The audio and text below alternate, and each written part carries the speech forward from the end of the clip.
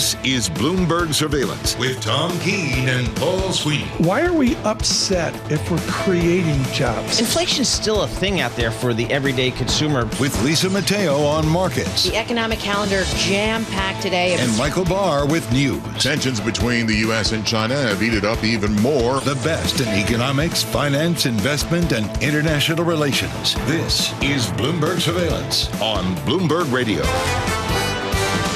Good morning across the nation. Good morning worldwide. Tom Keene, Paul Sweeney, Michael Barr. Is Lisa here today? I think she is. Lisa Mateo will join us here later on in the program. Thrilled that you're with us today. And the news flow again, Paul, it's marginally not as crazy as Friday, but it's another Friday. We've got all the discussion about the debate. The president, Leslie Vinjamuri, joining us moments ago. She was on fire on CNN a few days ago. We're thrilled to get Dr. Vinjamuri in from big. London. Lionel Laurent on France. There's a market. Mike Green to join momentarily. But I'm going to shove this forward, folks, to 10 a.m., the Alex Steele Show with Paul Sweeney. This is a huge day for a Supreme Court that went one day over deadline. Yeah, they're working a little bit overtime here, so we might get some. We're going to get this decision on presidential immunity. That'll be coming out presumably right there at that 10 o'clock hour, and we'll be breaking that down for you, Tom. So, I mean, I'm glad I was safely ensconced on the beach on Friday because you guys were crazy busy on Friday. It was great. With all the Team did a great job. Scarlett Fu sat in for you, and that's a pro. Just a lot of really interesting discussion. We'll drive forward that discussion today. What it means, of course, for the markets with futures up 11. We're out on YouTube. Search and subscribe at Bloomberg Podcast. We begin the second half humbled by the response. Thank you so much. On Apple CarPlay, new Apple CarPlay coming out according to Cupertino. Wow. It'll be safer, better, and better. And Android Auto, good morning, as well. She's made an appearance in the studio, walking in the door. Wow. It's 6:58 from the Interactive Broker Studios, the Bloomberg Business Flash, Lisa Mateo. And let's get right to it. Okay, when the opening bell sounds this morning, we'll be heading into the second half of the year now. Ahead of it, we have futures advancing. NASDAQ futures up 0.1%, 29 points. Dow futures up 0.2%, 77 points. S&P futures up 0.1% or 10 points. We'll head over to the bond market. We have the 2-year yield, 4.76%. That's little change. The yield on the 10-year, 4.41%, and that's up 1 basis point. Now we have the euro rose with fresh European stocks, the first round of French parliamentary elections. Right now we have the stock 600 up about 0.5%. We'll head over to the euro at 1.0749. That's against the dollar. The British pound 1.2674. Moving the markets this morning, that's online pet food retailer Chewy up 21%. Keith Gill, aka Roaring Kitty, who disclosed a 6.6% stake in the company. Now, if you base that on Friday's closing, his stake worth about $245 million. Last week, he gave a little hint of this. He posted a cartoon image of a dog on X. Want to check in with Petco because they're up more than 5% because of that. Now, meanwhile, shares of GameStop falling down about 5%. We have shares of Spirit AeroSystems. They're higher, up about 5%. Boeing agreed a deal to buy back the company. It's an all-stock deal. Values to supplier about $4.7 billion. Airbus will also take over portions of Spirit that make parts for its operations. So you have Airbus ADRs down about 1%, Boeing down about 1%. That is your Bloomberg Business Flash, Tom and Paul. Is Chewy a meme stock? I didn't think so, but it kind of feels like it today. Today it does. I'm looking at free cash flow build out. You go to the Bloomberg Professional Service folks. They're making a nickel. They make 5 cents. I got a box downstairs. They're making 5 cents on the dollar on that. Except the dollar keeps going up. I know. Well, in my building, we have a very angry puppy named Harry. He's got anger management problems, but he is a big-time Chewy fan. So we get the Chewy boxes all over the place.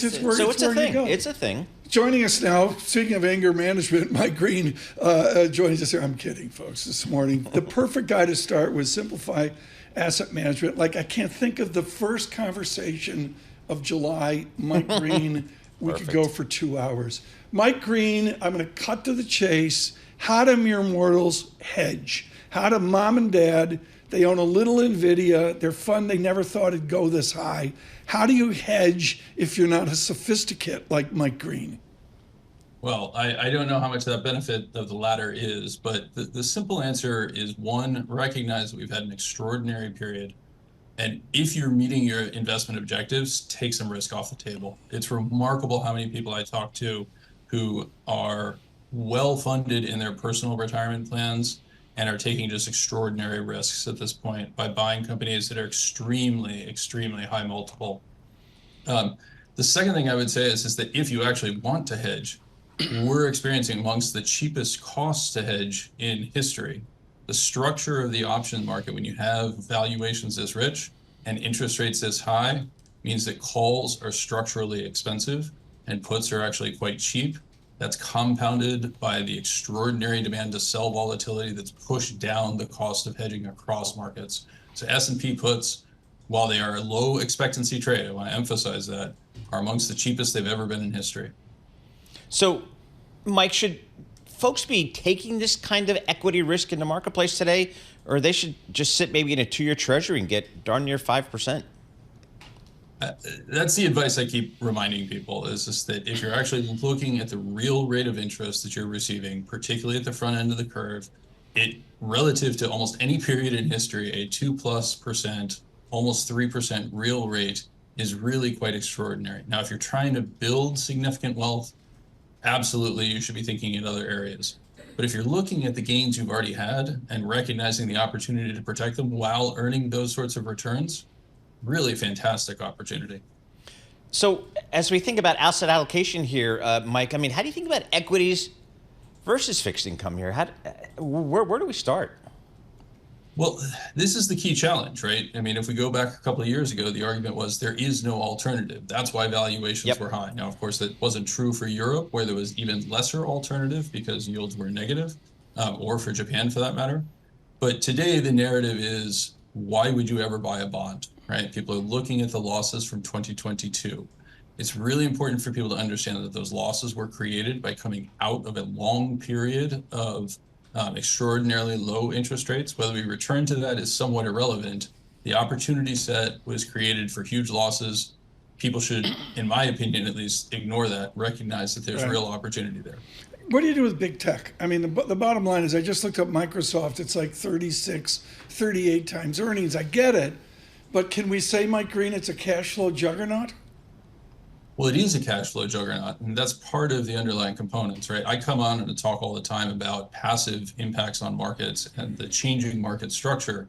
And it's important to understand that the cash flow that's coming from Microsoft, that's being used to repurchase shares, that's being used to prevent entry into competing businesses, et cetera, from competitors into the business, those are all things that can go away in relatively short order and reverse themselves.